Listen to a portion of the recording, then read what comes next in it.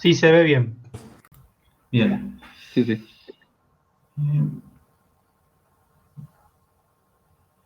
Supongo que es F5. No, para presentar la idea. Arriba a la derecha está el botón. A la izquierda de Perdón. compartir. Ahí falta poca yo que me guíe en medio de la pantalla. Mala mía. Bueno, empezamos. Nuestro grupo es Ivana Prea, Martín Casas, Mariquena Gross y yo, Pablo Porcio. Vamos a hablar de Just in Time. Bueno, es un sistema de organización de la producción para las fábricas que surgió en Japón a principios de los 70, por enésima vez también desarrollado por Toyota. El objetivo, la idea era reducir los costos de inventario de la materia prima, de las partes para el ensamblaje y de los productos finales. La esencia está en que los suministros lleguen a la fábrica o los productos al cliente justo a tiempo, es decir, poco antes de que se usen y solo en la cantidad necesaria. La idea, otra característica es que no se produce bajo suposiciones o estimaciones, sino sobre pedidos reales. Así se reduce o hasta elimina la necesidad de almacenar y trasladar la materia prima del almacén a la línea de producción. De hecho, habíamos leído que puede ser tan preciso como que incluso las partes de los autos llegaron a la fábrica el mismo día que se instalaban en los autos saliendo de la línea. Otro concepto importante es eliminar el desperdicio, que puede definirse como cualquier cosa distinta de la cantidad mínima de equipamiento, material, partes, espacio y tiempo, entre otros recursos, que sea absolutamente esencial para añadir valor al producto.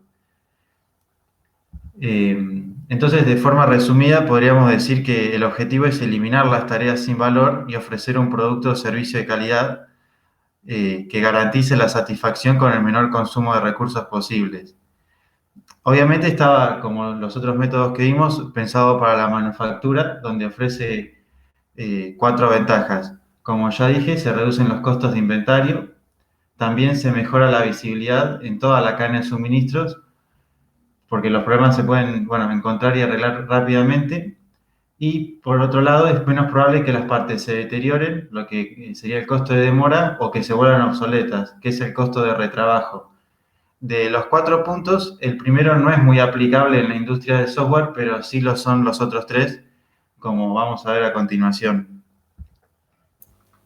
Con respecto a la visibilidad, tradicionalmente al momento de hacer un software, en la mayoría de las prácticas, se construyen componentes de bajo nivel, que luego se ensamblan creando una estructura más grande. Pero esto tiene la desventaja que, o sea, esos componentes de bajo nivel no se van a probar, no se les va a dar un uso real, o sea, no van a estar en un contexto real hasta su primer uso. Entonces, esto genera como un arrastre de error, es decir, se van a ir acumulando errores sin verlos, porque básicamente cuando luego se ensamble todo, ahí va a explotar. Entonces, una mejor manera de trabajar sería construir un producto iterativamente, es decir, crear mínimas estructuras funcionales que tengan una funcionalidad mínima pero completa para poder ir determinando todos los errores y irlos corrigiendo sobre la marcha. Pásame de diapositiva. Sí.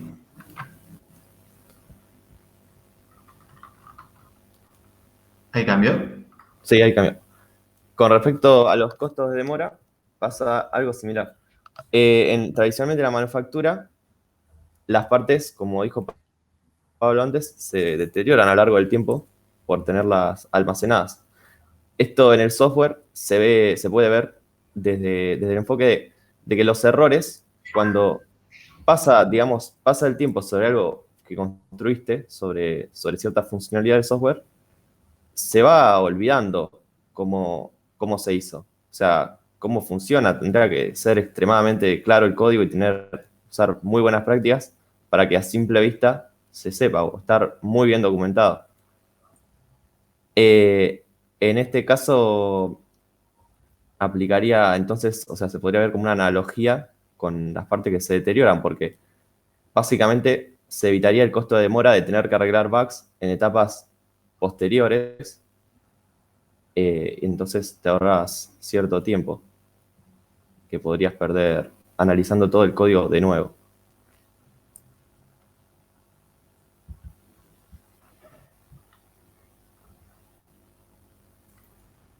Bueno, y así como tenemos los costos que nombró Martín, ¿se me escucha? Sí. Sí.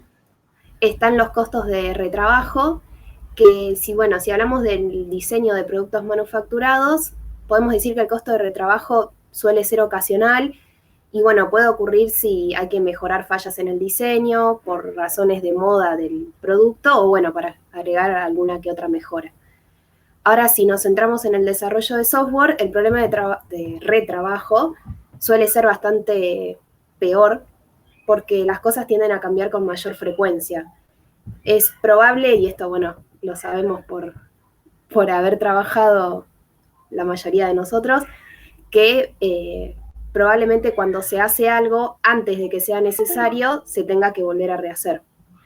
Y si nos enfocamos en la metodología en cascada, uno de los problemas más grandes es justamente la separación entre las fases de diseño y de codificación. Por lo general, cuando se trata de implementar el diseño, ya ni siquiera se acerca a lo que realmente se necesitaba, porque, los requerimientos del cliente van cambiando. Por otra parte, la mejor solución al problema evoluciona a medida que los desarrolladores tienen más tiempo para considerar alternativas. Y es normal que los diseñadores no quieran tirar todo o parte de su diseño original en el que trabajaron. Entonces, como alternativas de diseño, tenemos o poner mucho esfuerzo en mantener el diseño, lo que implica mucho retrabajo, o, soportar un mal diseño que causa mayores problemas a medida que se modifica el código.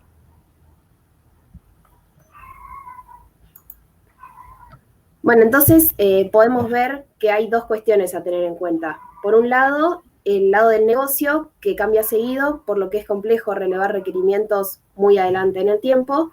Y por otro lado, del desarrollador, donde las soluciones de software dependen del diseño y es muy complejo gestionar partes demasiado grandes. Entonces, como ya nombramos antes, es ideal aplicar un ciclo de vida que se base en just in time, es decir, aplicar el desarrollo ágil. Hola, ¿me escuchan? Sí. Bueno, entonces, algunos principios y prácticas de las metodologías ágiles donde se utiliza el enfoque JIT, Just in Time, podría ser. Un ejemplo sería en el manifiesto ágil, donde están los siguientes principios, que sería responder al cambio en vez de seguir el plan.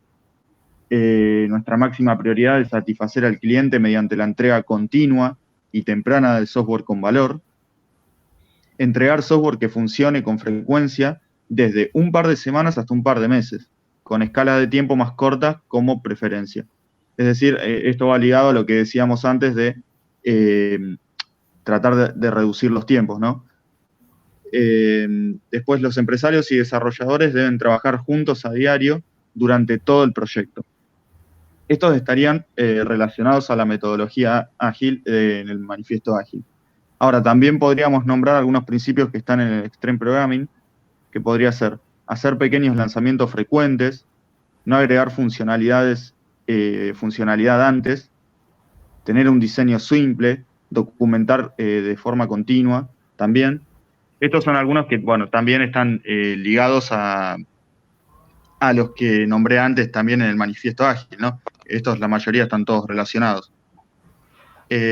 Ahora, teniendo en cuenta lo que sería el DAD, también tendríamos documentar de forma continua la participación activa de los stakeholders, como dije antes en Extreme Programming, y que sea también apenas lo suficiente bueno, es decir, que no tenga más de lo necesario para satisfacer las necesidades del cliente, no incurrir en otras cosas que por ahí no se pidieron y que pueden llevar a problemas indeseados.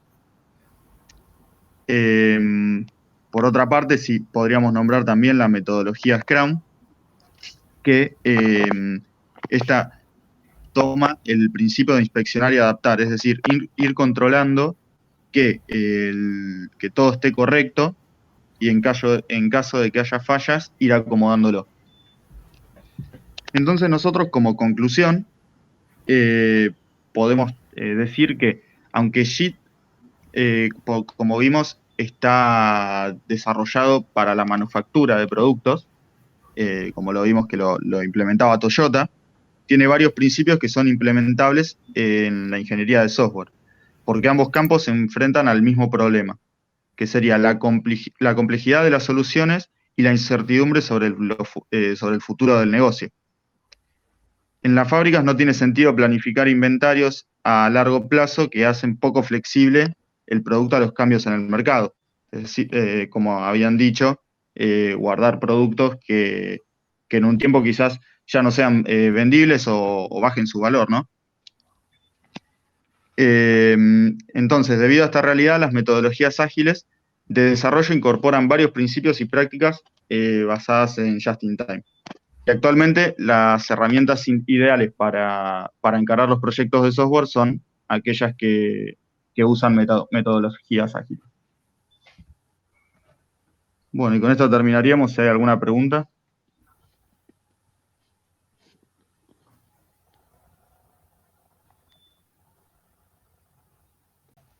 Yo tengo un par. Creo que está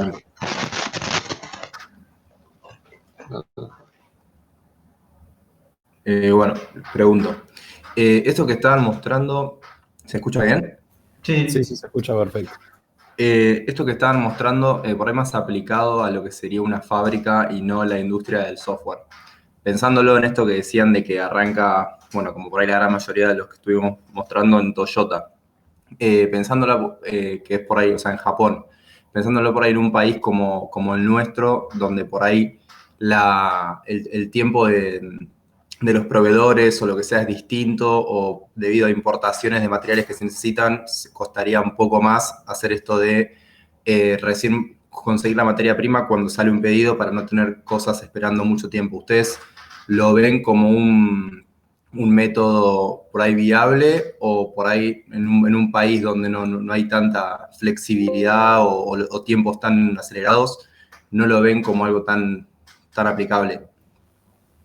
Y mira, por ejemplo, en la industria del auto, de los autos acá en el país, depende mucho del grado de integración local que tengan las partes, o sea, qué tanto se fabrica del auto acá, que por lo general no es mucho.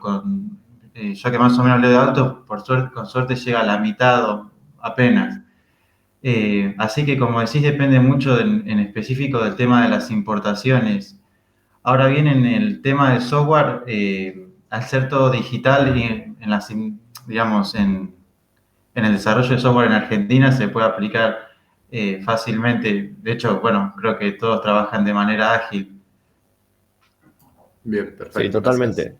Aplicado en la industria está ese problema. O sea, en una economía con mercados muy cerrados y todo, como acá, donde cuesta tanto a veces importar partes y se tiene que hacer pasar por mucha burocracia, todo, sí, va a ser más difícil.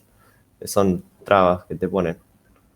Pero bueno, sí, depende del contexto.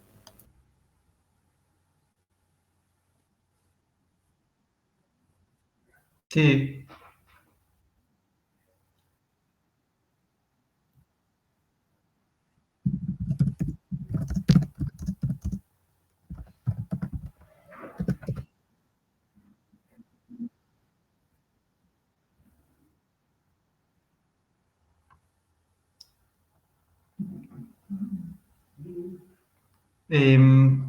Creo que no, o sea, principalmente la idea es justamente no tener inventario, así que al eliminarlo, bueno, una empresa más chica, digo, tendría un inventario más chico, una más grande, pero acá justamente la idea es que no tengan. Pero supongo que si es una industria mucho más grande, como había mencionado antes, el tema de la cadena de suministro es mucho más extensa, es más difícil coordinar a todos los actores en esa cadena. Sí, y a lo sumo importará la parte económica de la empresa, que quizás una chica en un momento específico digamos, no tenga la plata suficiente como para afrontar un gasto inmediato, si se quiere, que quizás una grande sí. Pero como idea general, podría implementarse tanto en una como en la otra.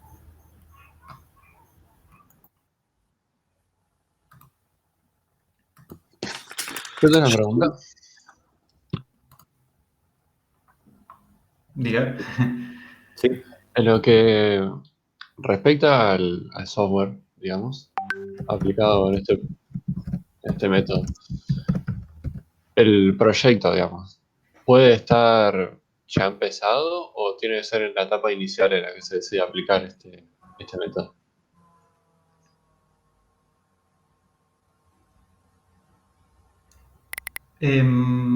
Creo que, o sea, me parece que podría encararse en un proyecto de software, podría encararse en cualquier momento. De hecho, la idea es que los proyectos de software sean lo más flexibles posibles, así que supongo que es cuestión del equipo decidir si cambian de metodología o no. Hay veces que se puede hacer dentro de cierto rango. Claro, totalmente. Digamos, va a ser muy difícil si venís de una metodología totalmente opuesta. Va a ser bastante inviable o va a llevar mucha replanificación o mucho retrabajo, pero bueno, supongo que se podría ir adaptando. Claro, claro. Yo tengo una duda de cuando estaban hablando de los costos, que hacían analogías con respecto al software. Por ejemplo, no sé, haces un programa, ¿no? Pasa el tiempo, lo querés volver a utilizar y te salen que hay algunos métodos deprecated o obsoletos. Eso no me di cuenta si sería un costo de demora o de retrabajo.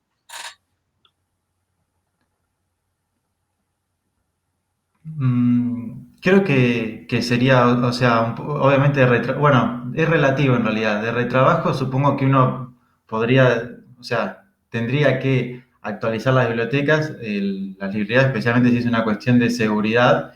Pero por otro lado, si no, la nueva versión no ofrece nada de seguridad, nada crítico, supongo que se podría decidir seguir con una versión anterior mientras siga siendo estable. Eh, Diría que es más de retrabajo en todo caso. Buenísimo. Chicos, yo tengo una duda que es medio complicada de formular.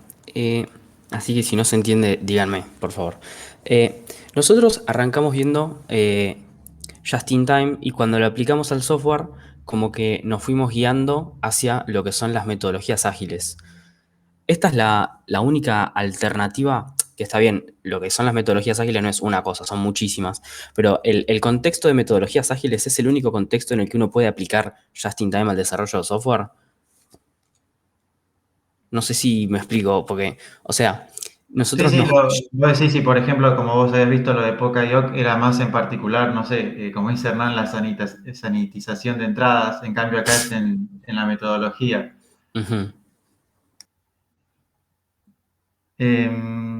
Honestamente, lo que hemos investigado era, cuando empezamos a googlear primero del tema en general y después aplicado al software, lo vimos bastante relacionado con las metodologías. No vimos Sí, información, o sea, de que fuera aplicable capaz en otra área. no sé si decir que es la única, pero que es la aplicación más común, seguro que sí. Y Claro, totalmente generalizada, que tiene porque al sentido menos igual, encontramos. porque es algo como un poco puntual los conceptos Sí. que maneja just in time. Sí, sí, totalmente. Muchas gracias. Yo tenía una pregunta similar, que básicamente, o sea, no solo depende de la empresa que desarrolle el software, sino también de la buena voluntad del cliente de participar de una metodología ágil. Entonces, para poder aplicar Just in Time. Sí, sí, sí. Sí, sí, sin duda. Sí, y además de si se aplica bien o mal, porque, o sea, como todo se puede aplicar mal y puede resultar en un desastre. O sea, ya sea porque desbordan las tareas, porque la gente tiene asignadas muchas tareas, demasiadas cosas para hacer en poco tiempo y resulta inviable. Así que sí, hay varios factores. Sí, el cliente sería parte de la cadena de suministro si fuéramos de manufactura nosotros. Yo tengo una que capaz es más de opinión personal. Si ustedes tuvieran que, o sea, arrancar a hacer un proyecto, dirigir un equipo, por ejemplo, y tuvieran que decir qué método van a usar, ¿ustedes elegirían este Just in Time sobre otros? O sea, ¿por qué elegirían justo Just in Time o no? En particular, bueno, creo que, o sea, no elegiría el Just in Time en sí, sino que, como decíamos en la presentación, el Just in Time influye en las metodologías ágiles. Y sí elegiría un ágil por el tema de la flexibilidad y que tiene mayor reacción a los cambios en el cliente, en el equipo y un montón otro de factores.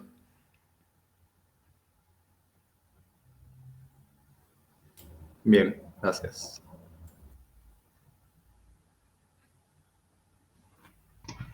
Bueno, muchas gracias por las preguntas, muy interesante.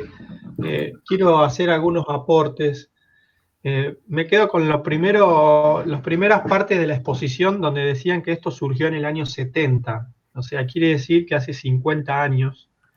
Quiere decir que nosotros en Argentina estamos comparándonos con los japoneses más o menos 50 años atrasados. Podríamos hacer esa lectura.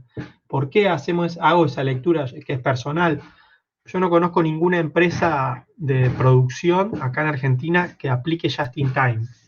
Y entiendo de que no se puede aplicar por la concepción que tenemos nosotros. Son distintas concepciones de trabajo, de gobierno, de planificación, de proyección, etcétera, etcétera. El objetivo de los japoneses es inicialmente era disminuir espacio para no tener productos fabricados antes de despachar. Eso por un lado, con respecto a la salida, y con respecto a la entrada, no tener los depósitos llenos de materia prima para que después sea fabricada. Ese fue un poco el objetivo. Y está relacionado con la idiosincrasia de que ellos tienen muy poco espacio, ¿no?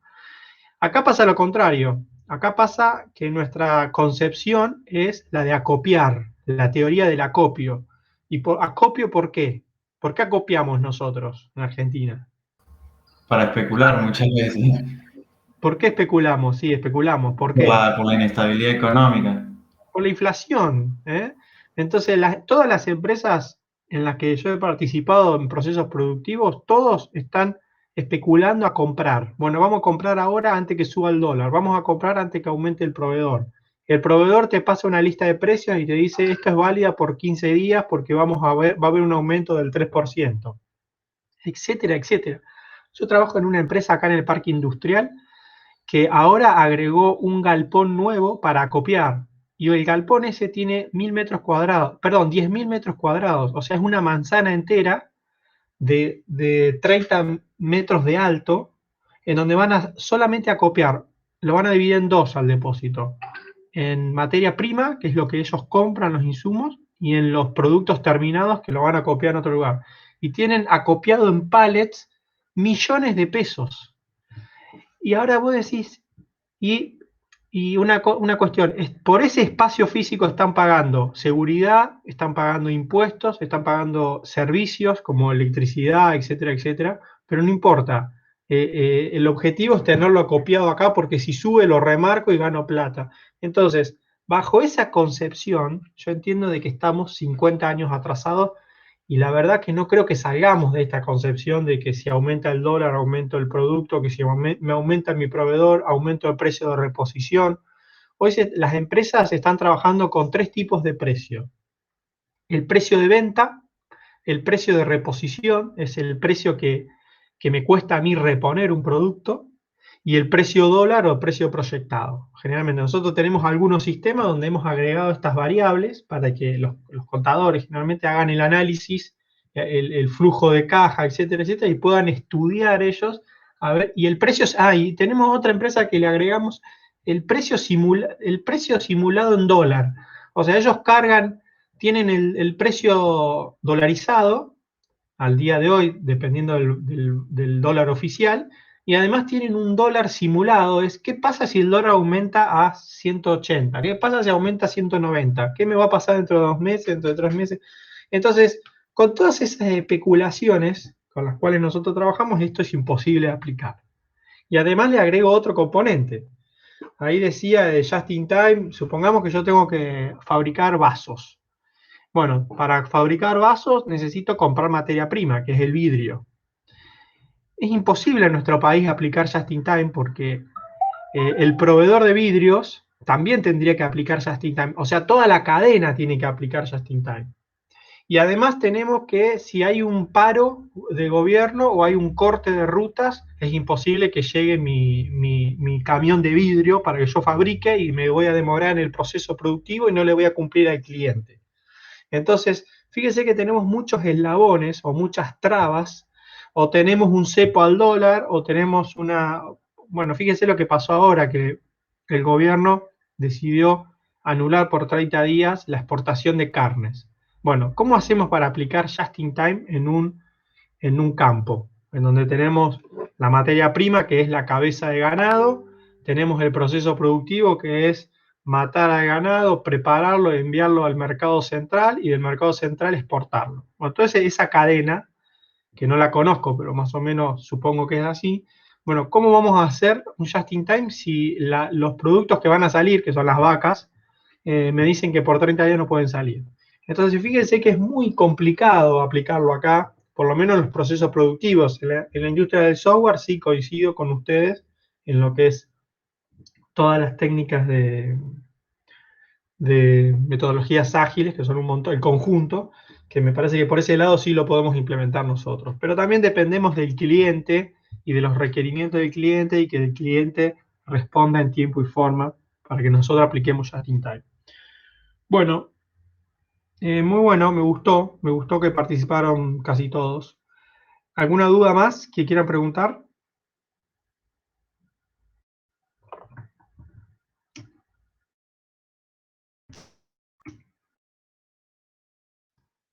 Seguimos con el otro grupo entonces, el último grupo, que tiene que dar... Bien, sí, Jidoka. Jidoka. Ahí presento.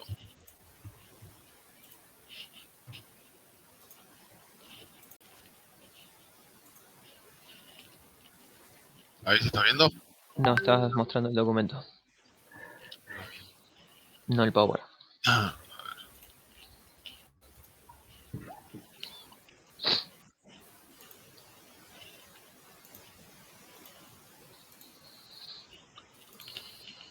Ahí va. Ahí va. Buenísimo. Bueno, nosotros vamos a dar Jidoka. Nuestro grupo está integrado por Tomás Becher, Matías Diegues y Tomás Fernández. Bueno, vamos a arrancar hablando sobre qué es Jidoka. Los métodos de producción, conocidos como Lean Manufacturing, se basan en la premisa de que los procesos pueden mejorarse paso a paso. Una de las metodologías más conocidas de la mejora continua dentro de las herramientas Lean Manufacturing es el método Jidoka. Es un término japonés que significa automatización con un toque humano. Jidoka permite que el proceso tenga su propio autocontrol de calidad y es uno de los pilares del sistema de producción Toyota junto a Just in Time. Con la otra, ahora vamos a hablar un poquito de la historia. Este sistema fue inventado en el año 1924 por Sakichi Toyoda y luego mejorado por Shigeo Shingo. Toyoda fue fundador del grupo Toyota, inventó un telar textil que se detenía automáticamente cuando algún hilo se rompía.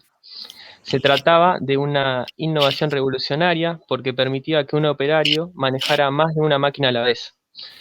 De hecho, un trabajador no cualificado podía supervisar fácilmente de 30 a 50 telares, lo que aumentaba considerablemente la capacidad de producción.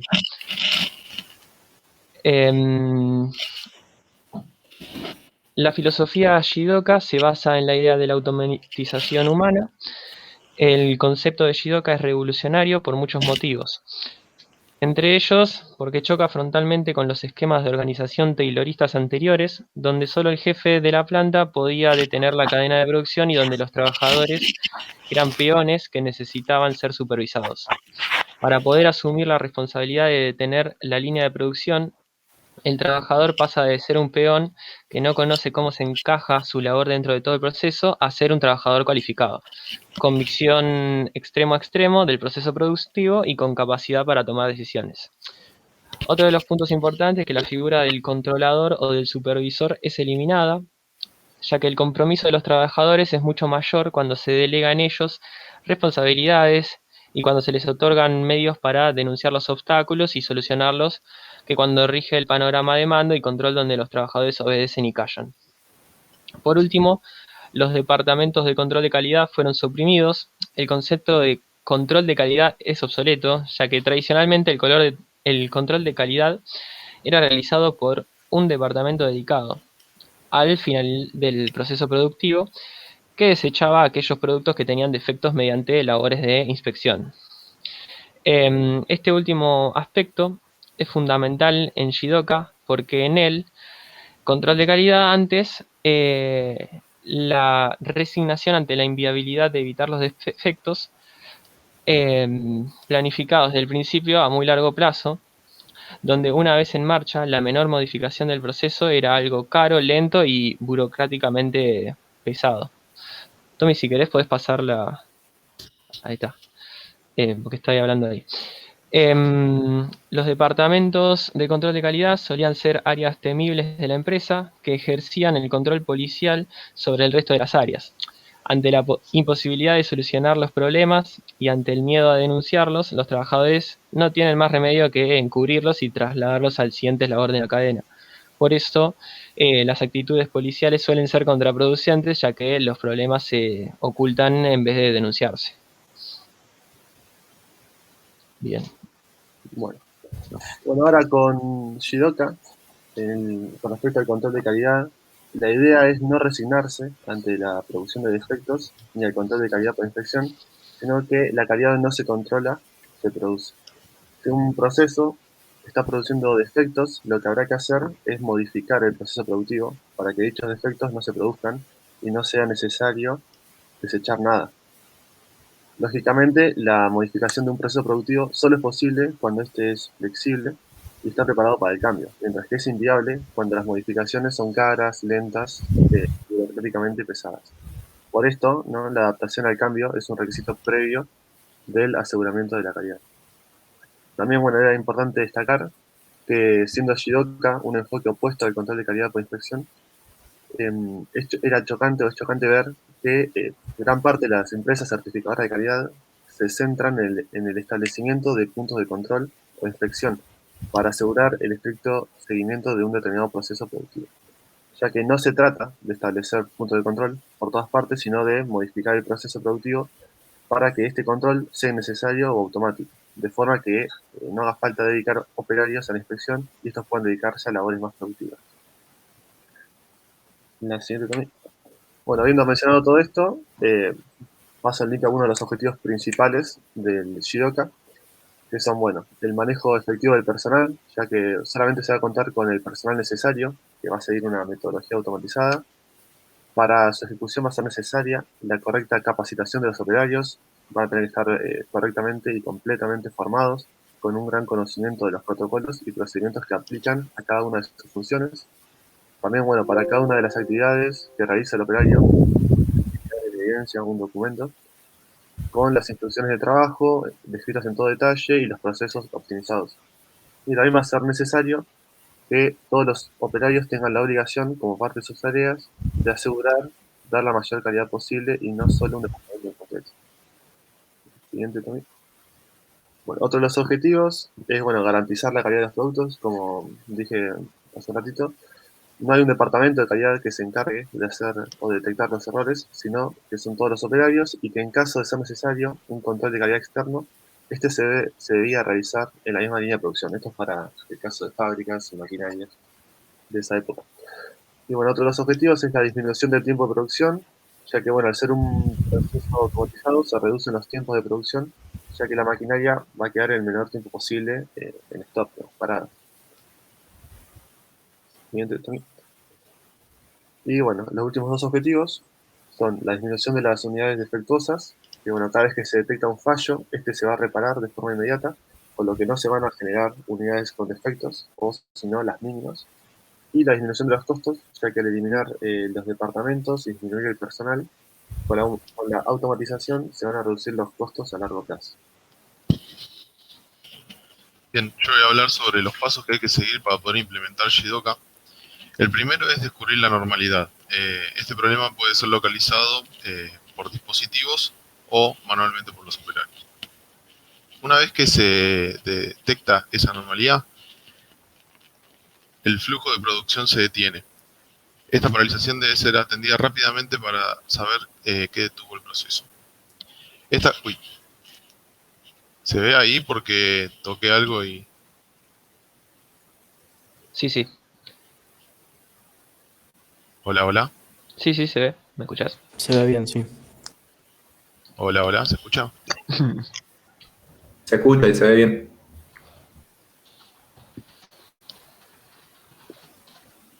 Hola, hola.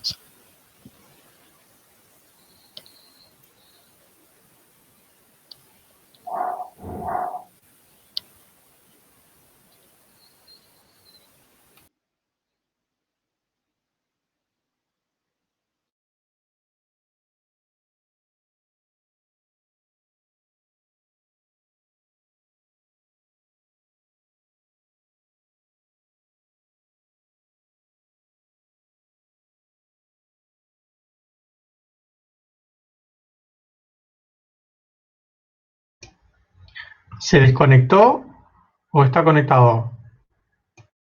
No, ahí dijo que se le bugueó toda la PC, que la está reiniciando. No sé si quieren que digamos nosotros la parte de él o... No, lo esperamos. esperamos, no hay problema. Si quieren Sí, ir estamos aprovechando a preguntar algo. Ahora lo que iba a decir él era sobre, bueno, sobre cómo implementarlo y sobre cómo está relacionado con el software. Esa es la parte que queda. Más que nada.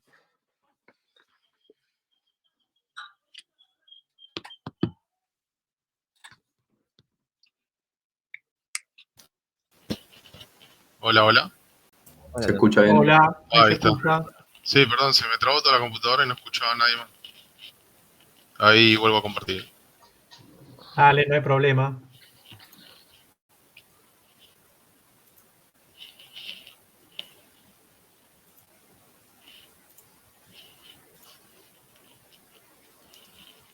¿Ahí se sigue viendo? Sí. Sí, sí. Bien. No sé hasta qué parte habían llegado a escuchar. Estaba hablando creo del segundo paso. Sí, paso 2. Bueno, prosigo entonces. Cuestión del segundo paso era detener el proceso, que era detener, digamos, el flujo de producción. Esta acción era cuestionable en su momento porque lo que hacía era detener toda la línea de producción, por ahí por una sola pieza o dos, pero lo que pasaba es que por ahí después esas piezas se utilizaban en conjunto con otras piezas y generaba más problemas. El tercer paso es solucionar el problema. Se busca soluciones rápidas para resolverlo y tratar de reanudar el proceso de producción rápidamente. Y por último, se trata de investigar y resolver la causa raíz. Este lleva más tiempo, digamos, es la fase que más tiempo lleva. En cuanto a las ventajas que tiene aplicar Jidoka, es que obviamente se necesitan operarios más calificados, se reducen los costes a mediano y largo plazo, autocontrol de calidad, incrementa la calidad y el rendimiento de la producción, reduce el desperdicio y asegura las entregas a tiempo.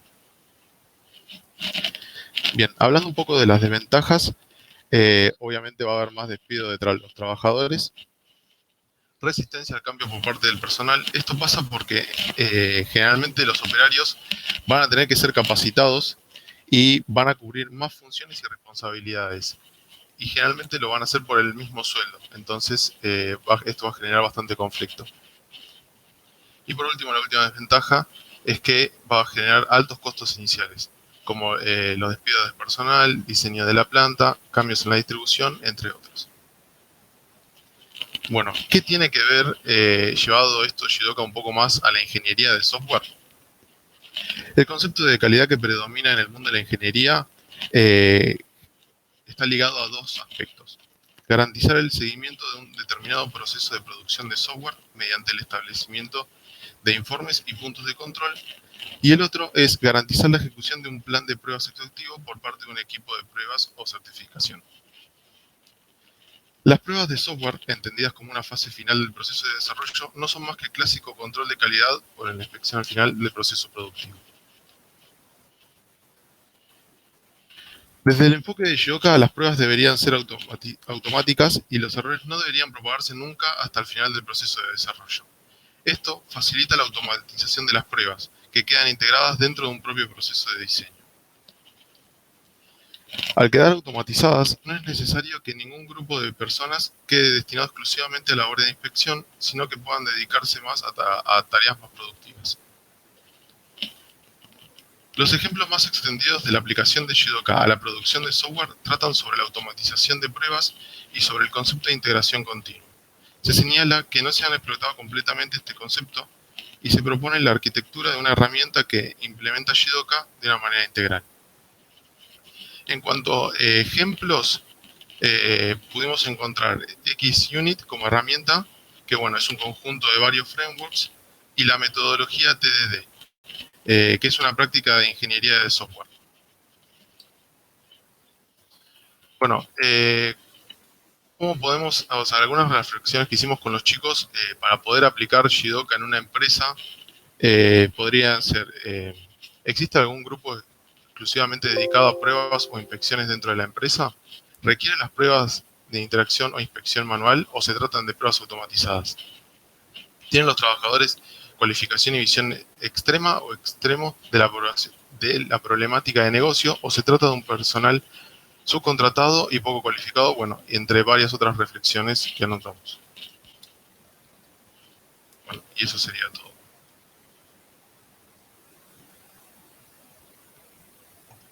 Bueno, muchas gracias. ¿Alguna pregunta para hacer? Yo tengo una. Cuando ahí empezaban hablando inicialmente en lo que es el proceso productivo sin aplicar el software, donde básicamente se elimina el actor de supervisor y pasan todos a hacer los controles de calidad. O sea, básicamente con Jidoka no habría ningún supervisor viendo nada, o sea, el supervisor dejaría de existir, serían todos supervisores, o haría como un último eslabón de control final, o cómo sería eso, o sea, esa figura. Claro, la idea en ese entonces era que, por lo que pudimos averiguar, era como que había mucha gente supervisando y poca gente trabajando, por decirlo así. Entonces eso hacía también que haya mal ambiente en el trabajo, que haya injusticias, cosas así. Entonces lo que se propone es que se capaciten a los empleados para que sepan ellos cuándo parar una máquina, cuando hay un error, y ellos poder repararla y después seguir con el proceso productivo. Y sí, la idea es que no haya más supervisores, sino que cada uno de los empleados tenga más responsabilidades y de esa manera se comprometa más con el trabajo en general. Porque también muchas veces pasaba que el operador, no sé, le decían, no sé si están armando un muñequito, por ponerte un ejemplo, bueno, vos tenés que poner la cabeza, vos la mano, pero no sabían cuál era el producto final. En cambio, de esta forma, es como que saben qué aportan ellos al producto final de fabricación, si fuera ese el caso. Joya, gracias. No sé si implicaría esto, por ejemplo, a la hora de programar que desaparezcan las code review, o sea, necesitarías programadores que realmente hagan bien las cosas y no tener otro que esté supervisando, no sé, cada cambio, cada pull request, capaz. Sí, nosotros en cuanto a software realmente no encontramos mucho. Lo que encontramos fue eso que nombró Tommy a lo último, esas dos metodologías o herramientas, que lo que proponen es eso, que se puedan como ir programando o haciendo las tareas que hay que hacer y que uno mismo las vaya corrigiendo. Pero es como muy complicado y como que es un recurso que no está explotado hoy por hoy. Claro, como que la parte de testing, digamos, la volaban. Claro, claro.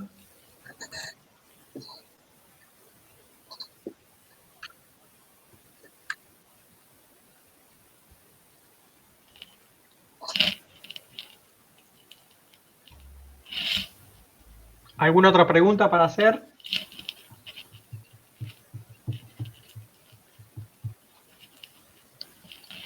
Yo personalmente, en este caso, no estaría de acuerdo en lo que es desarrollo de software, que el testing lo haga la misma persona que programa, porque generalmente uno cuando programa y se hace testing a la vez, es como que hay cosas que mentalmente y sin querer las omite. Por eso está bueno que el testing puede estar terciarizado o puede estar dentro de la empresa o fuera de la empresa, pero es interesante que lo haga otra persona. Eso estoy convencido. Claro, porque muchas veces si no, el mismo desarrollador hace el camino feliz únicamente y Exactamente. omite.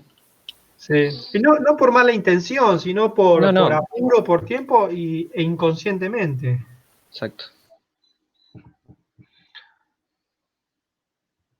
Y a veces también uno cuando trabaja mucho sobre lo mismo, cuando uno está haciendo un desarrollo, a veces tiene que hacer lo mismo varias veces y en algún momento como que mecanizás algunas cosas que das por sentadas y cuando las prueba otro, como que empieza de cero y encara otras cosas. Eso también está Sí, muy bueno sí. de que lo teste otro. Sí, es cierto.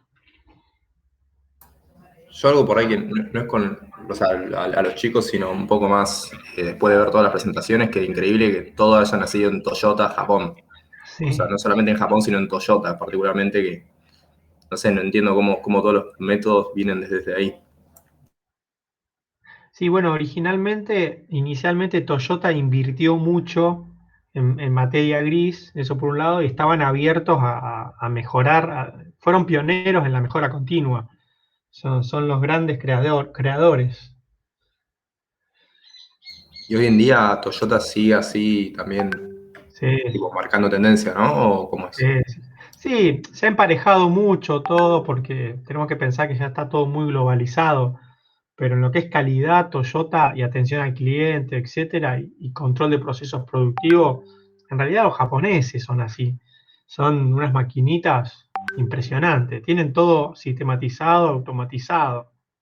Tengo un amigo que fue a Japón por una cuestión de negocio a visitar a una de las plantas de Toyota y el dueño no, el gerente sería, o el encargado, ¿no? El CEO, no sé, lo llevó a mostrarle la planta y en una parte les abre la puerta, él me cuenta, le abre la puerta y me dice, acá estamos fabricando, no sé, le dijo un número exagerado de piezas.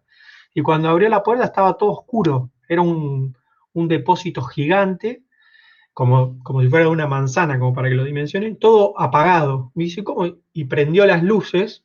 Claro, eran todas máquinas que estaban trabajando, brazos que colocan autoparte, etcétera, etcétera. Y estaba todo oscuro. Y a él le llamó la atención, porque se imaginaba que iba a abrir una planta con personas y con luces. Y cuando vio todo oscuro pensó que no estaban funcionando. No, en realidad estaban funcionando. No hace falta tener electricidad lumínica, porque están todos lo que tienen son operadores en cabinas que están en otro lugar manejando todo con software. Entonces es otra concepción que nosotros estamos muy lejos de eso, muy lejos. Claro, igual también hay que ver desde el tema de personal, además de ser pioneros en esta metodología, de haber sido bastante, muchos desafíos con tanta cosa de recortar y manejar todo por robots. Yo creo que en ese sentido, los gremios acá en Argentina estaría complicado.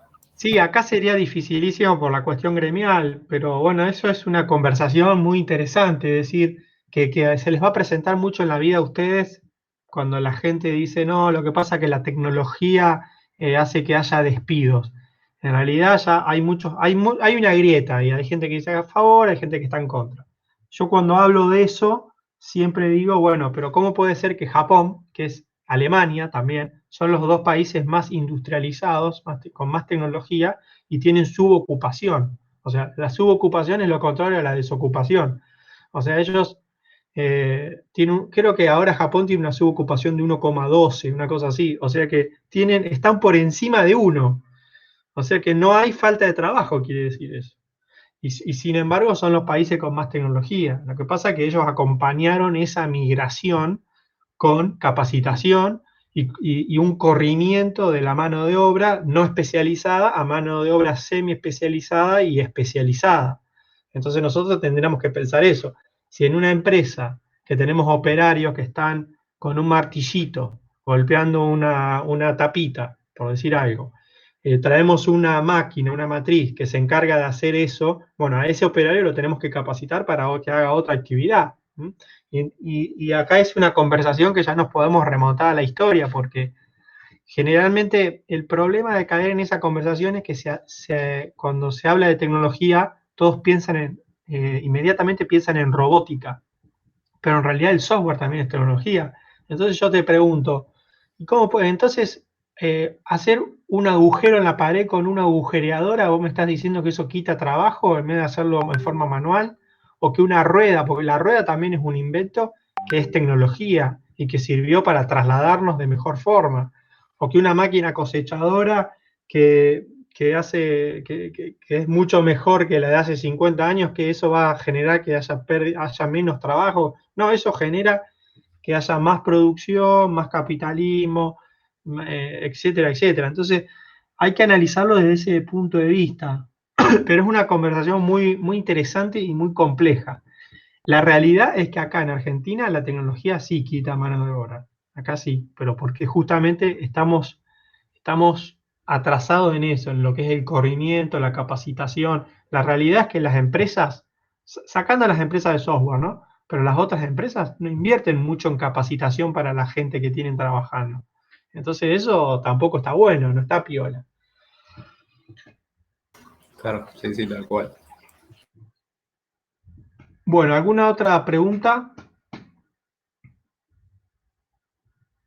Bueno, lo que voy a hacer ahora es ponerme a analizar todas las preguntas. Yo las iba tipeando mientras ustedes iban preguntando, mientras iban exponiendo, etcétera, etcétera. Voy a armar la matriz de notas y se la voy a pasar con una nota para que ustedes tengan. Así que eso calculo que para esta tarde ya lo voy a publicar en el campus. La clase que viene vamos a ver el tema de decisiones y vamos a ver cómo tomamos decisiones y cómo deberíamos tomar decisiones en un cargo gerencial. Así que bueno, los saludo, les mando un abrazo y nos vemos en la clase que viene. Dale, hasta luego. Muchas gracias. Adiós. Hasta luego. Chao. Profe, ¿podemos hablar de lo de la